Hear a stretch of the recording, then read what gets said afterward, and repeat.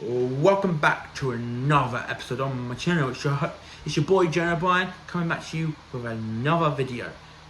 In the last video, I did a tier list for the relationships, for the relationships in Pretty Little Liars of Aria, Spencer, Hannah, Emily, Mona, Alison, Tabby, Imogen, Fan, Noah, Mouse, Kelly.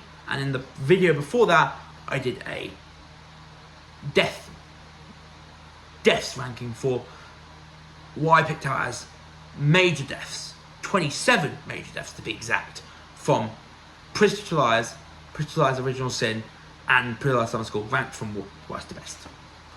Today though, we're not talking about Pretty Little Liars, we're talking about football. It is 2:42 currently on the Thursday the 15th of August, and tomorrow football, Premier League football, is back, and it's the perfect time, the day before the season, for me to do my Premier League predictions video.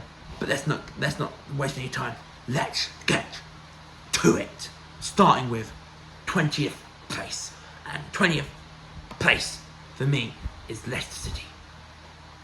In previous Premier League campaigns, in previous Premier League seasons, the Championship winners have finished bottom of the pile in the Premier League, and I think that will happen to Leicester. They have lost some great players, and Jamie Vardy is not getting older, and also no Enzo Maresca like last season. So for me, Leicester finish 20th in the Premier League this season. In 19th, I have Southampton. The Championship playoff winners deserve to be in the Premier League with a good performance in the Championship playoff final. But Southampton, for me, haven't done enough this summer in terms of signings to stay up. And because of this, they will finish down in 19th. In 17th, I've got Nottingham Forest. Nottingham Forest, will have a difficult season. But in the end, it will be safety. It will be safe. They'll be safe and they'll clinch safety. This time, however, let me repeat. It's good. It was a difficult season for Forest last time out. But they ended up surviving comfortably in the end. However, this year I think they will finally succumb to relegation. For me, I just feel like their giant enormous squad will come back to bite them.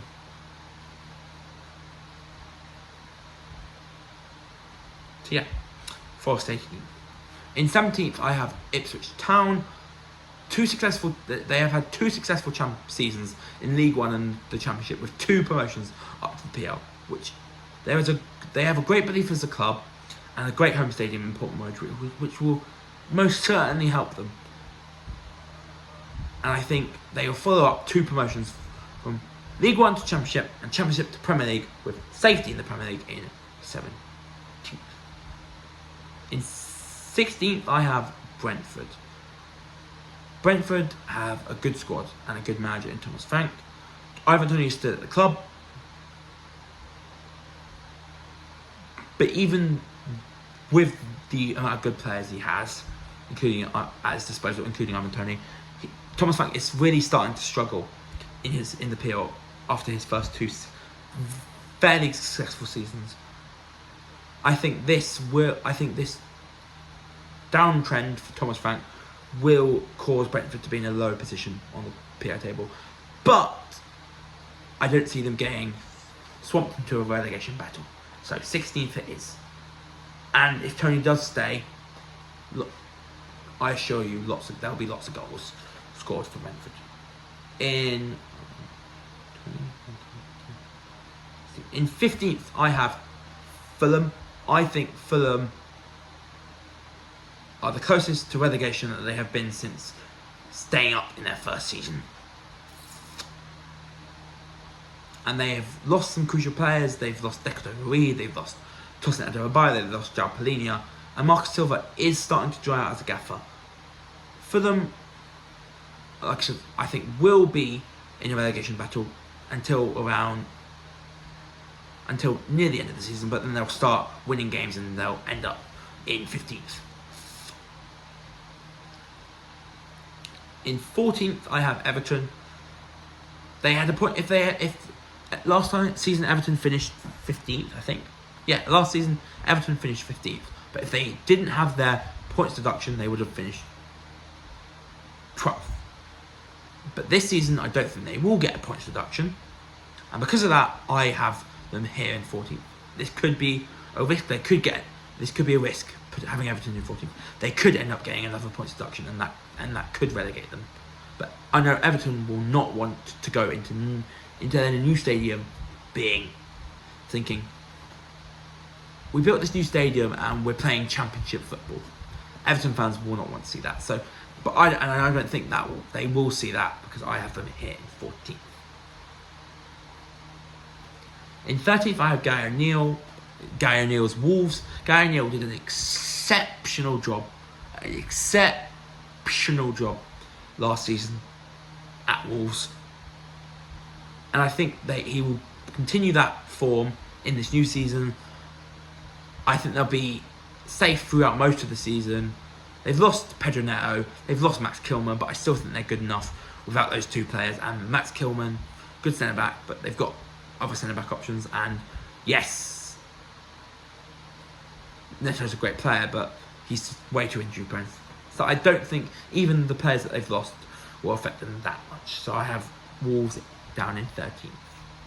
In 12th, I have Brighton. Now, Brighton, great team, great players, great belief, great owner. The manager, however, is coming up from the second division in German football to the first division in English football, which would have just been as hard as transitioning from second division with St. Pauli to Bundesliga with St. Pauli. Obviously, the new Brighton manager got St. Pauli promoted to the Bundesliga last season. His job in the Premier League with Brighton will be harder than his job would have been with St. Pauli in the Bundesliga. And that's where I'm not so sure about the manager, because the Premier League is a big step up from Division 2 in Germany.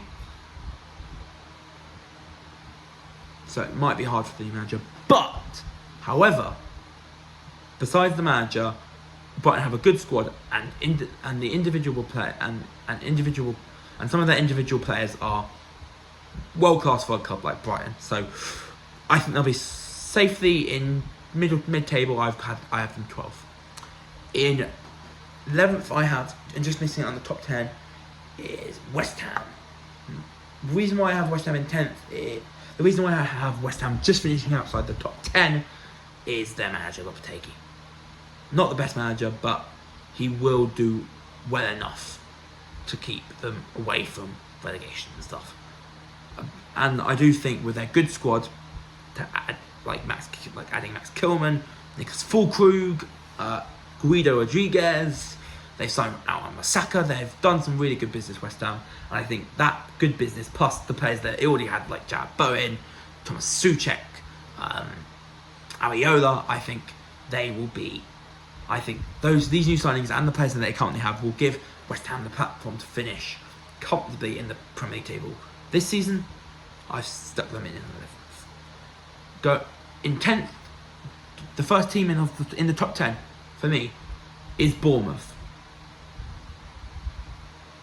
Every season since Bournemouth got promoted from the Championship, they have trended up. Their first season, they were okay, survived. Second season, they were much better, survived. This third season, I think they'll be even better than last season, and I see them finishing much higher than last season, and that's why I have them here in 10th, especially with Iraola in charge. If they were to get rid of Iraola, they'll go down the bottom. They'll go down near the bottom of the table, but as long as they keep hold of Iraola, they're staying in 10th. In 9th, I have Crystal Palace. Oliver Glasner came in at Crystal Palace and just change them completely. The Palace that are playing under Roy Hodgson aren't the Palace that play under Oliver Glasner. No Elise, but they still get Eze. Wharton, if Mateta fires, they'll score loads of goals. If Mateta is firing every game. But I don't see Elise to Bayern as a huge loss. Obviously, he's great, but a lot of last season he was injured. And yes, he did come back from his injury and looked electrifying, but that does worry you. That should worry you. Injuries. So I think it was a wise move to get rid of Elise because he was going to go this summer anyway. And I think getting rid of him and getting a good amount of money for him from Bayern was a good deal. And that, I think, that makes Elise not the biggest miss. And it's that loss that. And I think it's the loss of Elise that will motivate Palace to want to do way better than they did last season, because they want to prove to teams that they can do well in the Premier League without Elise, without both Elise and Eze, and that they can do it with just one of them. So yeah, Palace 10th. In 9th, in 8th, I have Newcastle just missing out on Champions League football. Eddie Howe is staying, despite having those links with the England job, because obviously England have appointed Lee Cardsley as interim manager. But Eddie Howe staying, plus no European football, plus some good signings, some good new signings, has me putting them here in 18th. In 8th, 7th place in a drop off after last season is Aston Villa. They have a great team. They have made some good new signings. They have lost some players like Douglas Luiz, like Diaby, but a world-class manager like Emery can work a way around all that. And the only problem for this season for Aston Villa, for me, is the Champions League, and it's because of the destruction of the Champions League that they will drop 3 places from 4th to 7th. In 6th, I have Man United. They had a terrible season last year, Man United. Absolutely terrible season last year. But Man United have put trust in Erik Ten Hag, have made some good new signings, and I think though them putting trust in Ten Hag plus a few good signings like De Ligt, like Mazraoui, like Xerxes, like Euro, will give them a boost of 2 places from 8th to 6th. In 5th, I have Spurs.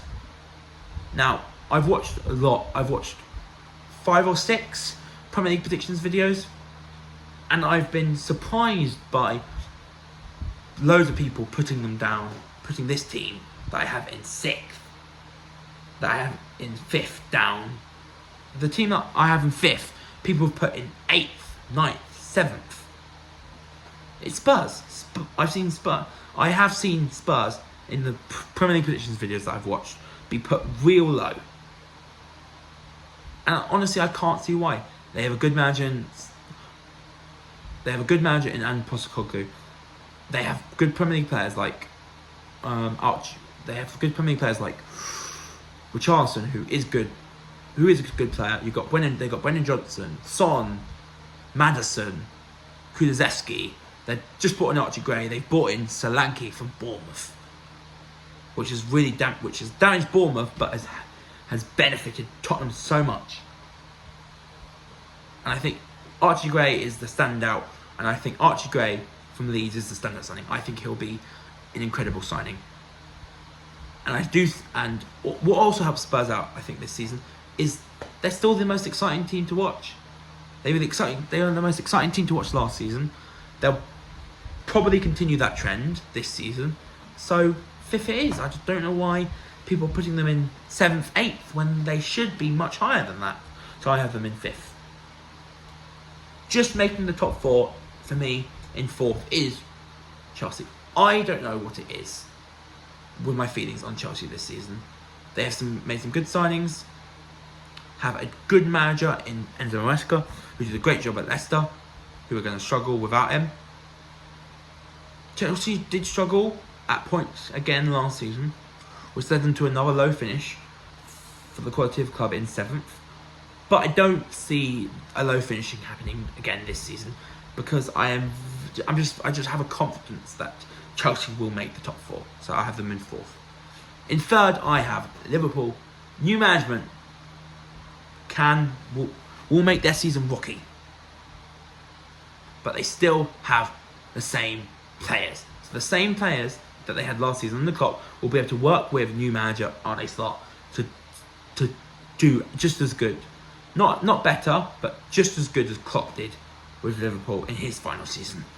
So I think, and I think because of that, they're still in a strong position to do well in this Premier League season, and I think they'll finish 3rd despite making no signings this summer. In 2nd, I have Arsenal. Arsenal have been agonisingly close to the PL title for the last 2 years, and I think that will continue just because they do not. Arsenal can only win the league if they get a number 9, a proper goal scoring number 9. Because yes, their defence and midfield is great, but to win titles, you need to score. You need a striker who will score 20 plus goals each season, and Arsenal just don't have that person. Havertz is not a 20 goal a season striker. Jesus is not a 20 goal a season striker. They need a 20 goal a season striker, someone like Osimhen, to have a chance at getting anywhere near the Premier League title. If they end up winning the Premier League title without a 20 goal a season number 9, then I'll put my hands up. But for now, I just don't see that happening. And the defence has been strengthened with the signing of Calafiori from Bologna. But I think I just have a faith in my boys in blue that will make it 5 from 5 in a row. Never been done before. 4 in a row was never done before. Had never been done before. We smashed it out of the park. 5 in a row has never been done before, and we're coming for it. Because, and obviously, like I said, as I've just hinted, in 1st I have my boys, Man City, the best team in all the land and all the world. When you have the quality that my team, that my boys in blue, that my beloved Man City has, then you have a very big chance of winning the league you're in. My City will definitely have strong competitions from Arsenal and Liverpool. But with Liverpool under the new management of Arne Slot, and Arsenal still without a PL title in 20 years since 2004, Man City will just about scrape I think my club, Man City, will just about scrape a 5th PL title in a row. I think Savinho from Troyes is a great signing, as another dimension to Man City's attack, which is our best and most deadly weapon. So yeah, the players we still have, plus Savinho, plus the signings we'll make, plus a few more signings that we'll make due to hours being sold, will take us to 5 Premier League titles in a row, beating Arsenal to the Premier League title for the 3rd straight season. And that is it for this my Premier League predictions video for the 24-25 Premier League season. Hopefully you've enjoyed it. Subscribe to my channel and click the subscribe to my channel and click the notification bell to be notified when new videos come out on my channel. Until next time, I'm out. Peace. Bye.